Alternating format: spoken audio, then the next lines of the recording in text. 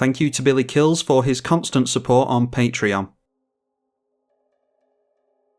Hinata, wife of Naruto, versus Gyome, God Eternal Oketra, and Sythis. And let's see, the problem in this deck is that we've got a lot of high curve, high mana value stuff. And if we can't keep our commander in play, then we're pretty scuppered. We've got some good card draw spells here, but no means of acceleration. So we're going to have to mulligan that, I think. Well, that's not incredible either. This doesn't make a red mana for the Jeska's Will, so... yeah, have to mulligan that as well. Okay, we're looking better here, so let's keep that. And we'll get rid of the Crackle with Power. That'll be a really good finisher, but we're nowhere close to it here. Looks like we're going to see a turn on Sythis, because Chrome Mox is coming into play here. They go down to 4 cards, and exiling an Unbridled Growth, which wouldn't have accelerated their mana anyway. There's a Windbrisk Heights here as well. We draw into Past in Flames, which again we don't want to be seeing yet really. Let's go for a basic into the Talisman and pass. Destiny Spinner from Sythis, so that cantrips and gains a life. And Sythis attacking the God Eternal Oketra for 1. Kezkit, the Flesh Sculptor from the Gyome player. Now we could get down our commander here. There's Call the Coppercoats. I wonder if the white player's going to go for a board wipe or something. We're also jumping into the removal from the Sythis player potentially as well. Maybe we'll be rewarded for playing more conservatively here, so let's go instead for the Soulfire Grandmaster. Smothering Tithe for Sythis. The first spell from God Eternal Oketra is a Bygone Bishop, and then a Mystic Forge from the food player. Crack this for a tap land. Noteworthy that he just exiled the top card off his library, so obviously doesn't care too much about drawing into that. And no one's paid for Smothering Tithe yet, we're not going to either.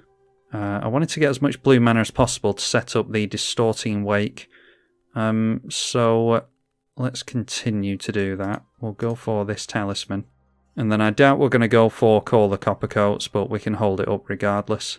Noteworthy that there is a Yavimaya in play from the previous turn, and now a Nykthos has come down as well. Looking pretty good for the Sythis player. And seeing what is likely a combo piece in Mindcrank. And Hamza, Guardian of the Arashin, has come into play as well. Now a Palace Jailer, so seeing some of the removal that I didn't want to go onto the Hinata. And that, as you would think, goes onto the Sythis. They do become the Monarch thanks to the Palace Jailer, and draw another card at the end of the turn, triggering the Smothering Tithe again. Soul Ring from Gyome. And then exiling the top card of the library with Mystic Forge triggers the Mindcrank. So mills a card, gets rid of a forest, which I dare say they are eager to get off the top anyway. 6 cards in hand, and they just got a Skull Clamp off the top. And then they played a land going down to 5, now down to 4 cards, and it is Blinkmoth Urn. So we're going to gain some additional mana here, which I don't think is of much particular use to us. I think it's just going to be time to get down our commander. We can punish the Sythis player for targeting us with a Heliod's Intervention. So we get 2 mana from the Blinkmoth Urn. So we'll get the Hinata into play, and didn't hold up the triple blue because I'm not bothered about going for Distorting Wake just yet. Don't want to make any enemies if we can help it. Sythis down to 1 card, surprisingly, and played an Arcane Signet. Got a whole bunch of mana from the urn thanks to the treasure tokens, and out comes Sythis Harvest's Hand again. And Destiny Spinner being activated here, don't often see that, but turns a land into a 3-3 with Haste and Trample. And swinging these 2 creatures in towards the mono white player, so the 3-3 land and a 5-5 Hamza. Stealing the monarchy away from God Eternal Oketra. They lose life, so Mindcrank will mill them a bunch. Bygone Bishop triggering for the first time because a Priest of Ancient Lore coming into play now will gain a life and cantrip, as well as making a clue token from the Bygone Bishop, of course. And Bygone Bishop going to steal the monarchy away here. We'll be able to take it with the Hinata, but then anyone will be able to take it away from us, so yeah, what do you do? And they went to pay for Smothering Tithe with the monarchy. They drew a card from the monarchy, and then that put the Smothering Tithe on the stack. They went to pay it there, not realising that they've only got 1 mana, so I'm assuming they don't have Swords or Path available to them, which is relevant with our commander, because we're about to make 3 enemies once we go for the Heliod's Intervention. And now a Putrefy, that goes on to the Mind Crank, so that gets rid of a Putrefy that isn't going on Hinata, that's fine with me. Exiling a card off the top with Mystic Forge. And that is during the upkeep, so going through to the draw step now. And we could have, I've just thought now, we could have during the upkeep gone after the Soul Ring so that they'd have no chance of getting down Gyome here, but yeah, didn't think of it until just now, so could have resisted that because I did think they were going for their commander here. We do see a Scrap Trawler, so might as well blow things up now because the Scrap Trawler will be able to grab something relevant back. So yeah, let's go for blowing things up with Heliod's Intervention. Okay, so we've targeted 18 things here, and that means that we have to pay 2 white. And Heliod's Intervention, 2 mana, blow up 18 permanents. Pretty damn good. So the Kes Kit is being activated in response there. Sacrifice some artifacts. Look at the top 3, put 2 of them in your hand and the others in the bin. They end up putting an Inspiring Statuary into the bin, which makes total sense because they don't have any artifacts anymore. And we might be seeing Heroic Intervention or something here. I want to say talismans, the treasure tokens being tapped for mana here might just be good practice in doing that. You never know when you're going to need the mana, but they might have something for us here. Successfully blowing everything up with the Heliod's Intervention. So a Rootborn Defense is discarded to hand size there, by the way. Then Gyome Master Chief going to trigger at the end step. So they get 2 food tokens there. Okay, a Gilded Lotus is obviously some more mana for us, so... yeah, I mean, with everyone looking in our direction, do we want to give them more stuff to do by going Distorting Wake? I assume that this would go straight onto the Hinata, and I don't think they have any answers yet.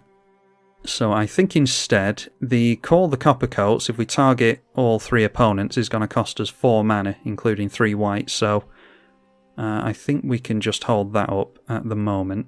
Not particularly interested. I mean, as much as I'd like to gain the Monarchy, it just turns everyone in sideways towards us, so yeah, they might be doing that anyway, but if people are after the Monarchy, then I'd rather it wasn't attacking us and taking that from us.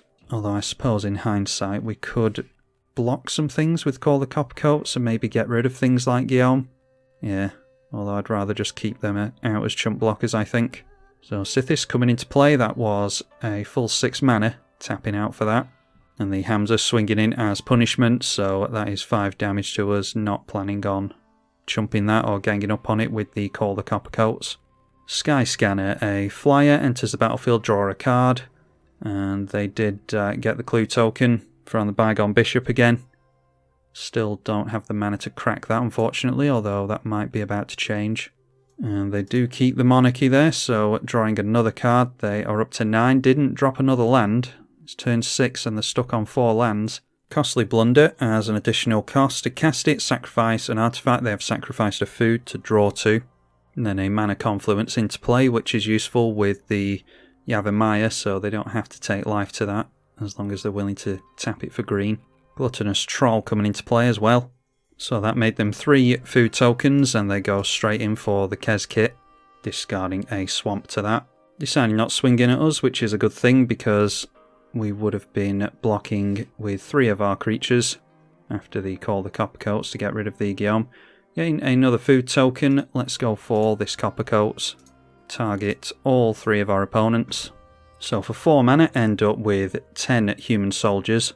And I think we're okay to take the Monarchy at this point, especially if we go for Distorting Wake. Very much happy to see the March of Swirling Mist. Can have stuff phase out, so yeah, let's go for the Mist. X is 13, and we obviously pay into the blue. Going to return all the non-land permanents to the owner's hands for 3 mana. And the Sythis player decides to scoop to that. Can't really blame them. Yeah. And, yeah. I think this is going to be the problem with Hinata, is as powerful as it is, it's your typical Jeskai, drag the game out for as long as you possibly can, and yeah, don't think that is particularly fun for my opponents to play against, so yeah, just a pity that we didn't get to take the Monarchy from my opponent. But they scoop as well, so yeah, like I said, in typical Jeskai / Hinata fashion, it's going to annoy people. I'd be pretty annoyed playing against it, to be honest, so can't really complain about that. We'll go on to see which card we would have drawn with the Monarchy. A Chromatic Lantern wouldn't have been particularly useful to us. We're actually missing a lot of lands there. Okay, but finally getting into Archmage Emeritus on our next turn. So we play out the Archmage Emeritus, and then go Past in Flames maybe, draw into a land, and then play Call the Coppercoats again into another land, and then another land, right? So we weren't looking too good, but we could hopefully protect our board with the March of Swirling Mist.